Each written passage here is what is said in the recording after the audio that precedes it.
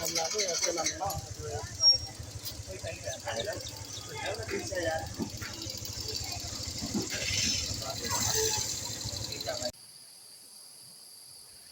साह्रै अप्ठ्यारो रहेछ। यहाँ बल्लै कपिल झर झारेर बाटो अप्ठ्यारो रहेछ क्या। यहाँ दिसागलाको बाटो हुँदै हामी सञ्जाल लाग्यो। बाटो लास्ट अप्ठ्यारो सञ्जाल लाग्यो। यो अप्ठ्यारो बाटोतिर हामी झर्छौँ।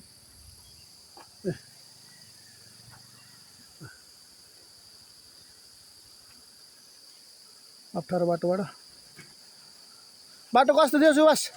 बाटो त यहाँसम्म अलि खराब थियो। त्यहाँदेखि माथि त फिलिलिली हामी अर्खालेको जस जनप्रतिनिधि हो कि के हो, अब काफेले बनाएको तर बाटो चाहिँ दामी बनाएको। ल ल ल बिस्तारै हुन्छ तल पनि हुन्छ एकदम।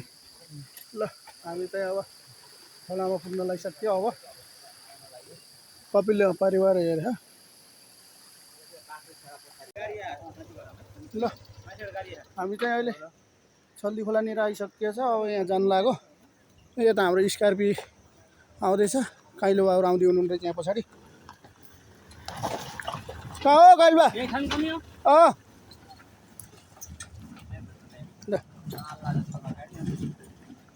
यस्तो बाटो पनि अप्ठ्यारो बाटो पनि लिएर आएको बा कडै हुन् मान्छे त।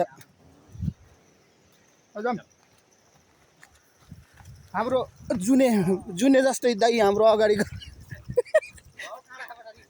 पोखराको जुनेलाई पनि अलिकति टप्नेवाला हाम्रो बसन्त दाइ चाहिँ अगाडि। ए आन्द्रा निकालेर ल्याउ न। आन्द्रा मेरो बाइकको आन्द्रा निकालेर निकालिस् मदन निकालि जाम ल। एक कपिल हामी चाहिँ अब खोलानिर आइसकेको छ। यहाँनिर नजिक खोला। यहाँ मकैहरू पाकिरहेको रहेछ। यता खेतको बाटो हुँदै हामी माछा मार्न आएका छौँ। हेरौँ कति मर्छ माछा। आन्द्रामा पनि खेल्नुपर्छ आज। यहाँ खास गरी हामी ड्याममा आएको आज बाम मार्न। बाम पनि मर्छ यहाँ। चुच्चे बाम लाग्छ कि फेरि यता धानलाई यसरी यहाँ चरालाई चराउँछ भनेर यस्तो राखिदिएको रहेछ।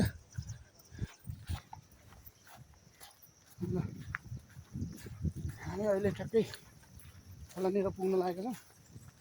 माछा मार्ने त हो हामीले।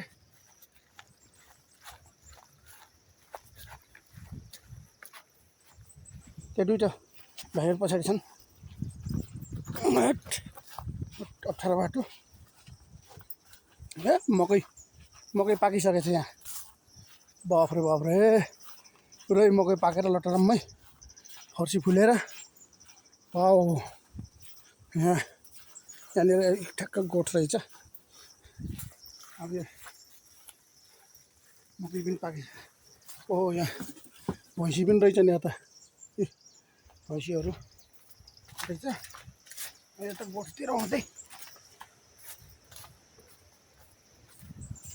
माछा ओ खोलानिर आइपुग्यो त हामी।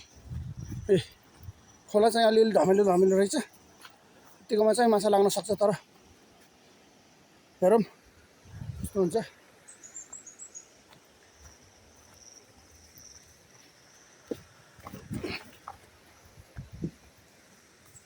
गडेला र अब खासम्म आन्द्रामा पनि खेल्ने हो। त्यो पनि गडेलामा पनि खेलिन्छ। ओ दाइ र कपिल दुईवटा भएर यहाँ जाँदैछन् अगाडि।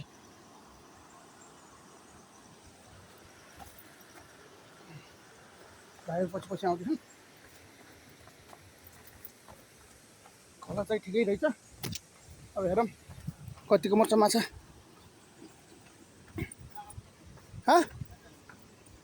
पहिला ड्याममा जान्छ होला नि।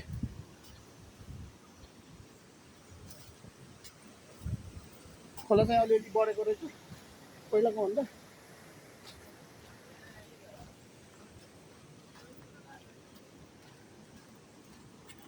ड्याममा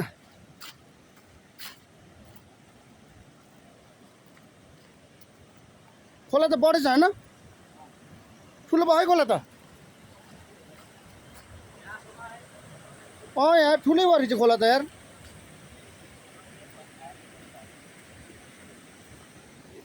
खोला बढिसक्यो रहेछ।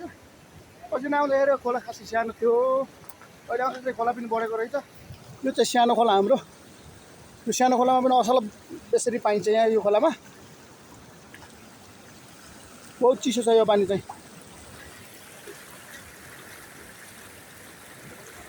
यो चाहिँ सानो खोला, दोइटी खोला पनि भन्छ र सेती खोला पनि भन्छ होला। ए हामी ड्यामनिर आइपुग्यो। यो ड्याममा हो हामी माछा मार्न जाने। माछा हामीले बामहरू मार्ने भनेको यही ड्याममा हो। खोला चाहिँ बढिसकेको रहेछ।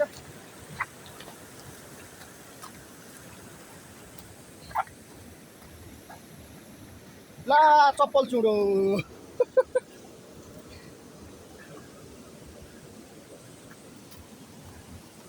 खालि चप्पल चुड्छ। खोलामा आउँदा खालि चप्पल चुड्छ यार। ड्याम बडा ठुलो ड्याम।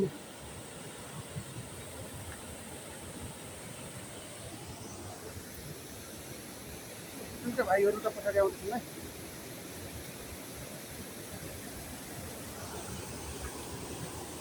यो मार्ने खोला बढे रहेछ। त्यो छ अर्कै यहाँ सुभाष भाइ र मदन भाइ आउँदैछन् उता।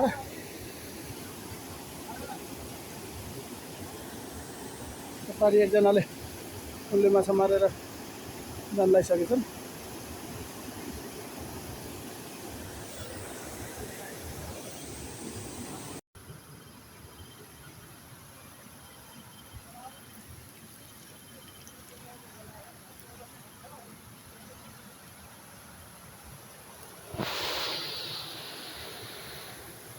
ल माछा मार्दै टोलीहरूले मैले यहाँ बल्छी थापेको त मैले त यति त्यहाँ घुम्न लागेको मन परेको होइन। माछा मार्दैछु। अब 6 पनि भइसक्यो। अब जाने बेला पनि हुन्न आयो। माछा खासै खाइदिइसकेको थियो।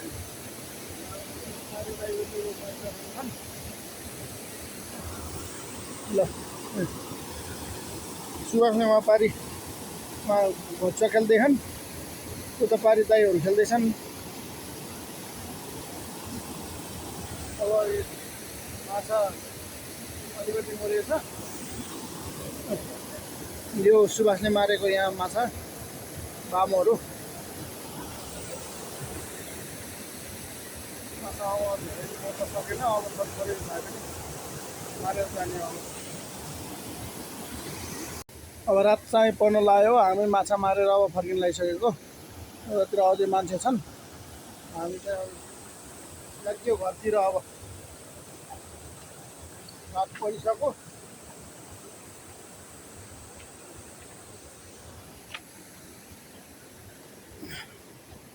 रात परो जाम जाम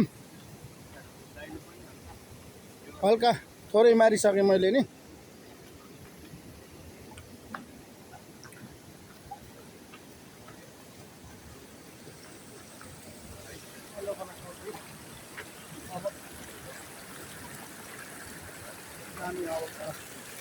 घर जाने बेला भयो हाम्रो। माछा पनि धेरै मरेन, अलिकति मात्र मऱ्यो माछा पनि।